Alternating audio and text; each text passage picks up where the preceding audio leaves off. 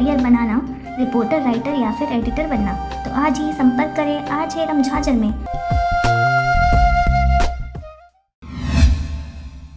इन दिनों मुंगेली जिले में भारी बारिश होने से मनियारी नदी गांव में कहर बनकर टूट पड़ी है, जहां दर्जनों गांव इसके चपेट में आ गए हैं और लोग अपने गांव और घर में ही फंस के रह गए हैं। इसी कड़ी में मुंगेली जिले के पथरिया ब्लॉक अंतर्गत आने वाले ग्राम पंचायत अमोरा में लगभग 30 लोगों की अपने ही घर में फंस जाने की खबर सामने आ रही है, जिसकी सूचना मिलते ही बिलासपुर पुलिस महानिरीक्षक दीपांशु काबरा के तत्कालिक निर्देशन में मुंगेली पुलिस बल तत्काल ग्राम अमोरा की ओर पूरे दल बल सहित तहसील पथरिया होते हुए विकट परिस्थितियों से होकर ग्राम अमोरा पहुंची। ग्राम अमोरा तहसील पथरिया जिला मुंगेली के मनियारी एवं नर्मदा नदी के संगम में फंसे कुल 30 ग्रामीणों को श्रीमान पुलिस अधीक्षक अरविंद कुजूर के एवं अतिरिक्त पुलिस अधीक्षक के.पी. चंदेल के नेतृत्व में रायपुर से आए एसडीआरएफ टीम एवं थाना सरगांव एवं पथरिया के संयुक्त टीम के माध्यम से रेस्क्यू ऑपरेशन चलाकर ग्राम अमोरा में सुरक्षित निकाला गया है। ग्रामीणों से प्राप्त जानकारी के अनुसार पूरे अमोरा ग्राम के ग्रामीणों को रेस्क्यू ऑपरेशन कर सुरक्षित निकाला गया है। पानी के बीचों बीच फंसे अमोरा लोगों को रेस्क्यू ऑपरेशन के तहत बचाने में मुंगेली अतिरिक्त पुलिस अधीक्षक के.पी. चंदेल, पथरिया के तहसीलदार हरिओम द्विवेदी, सरगांव एवं पथरिया थाना की टीम,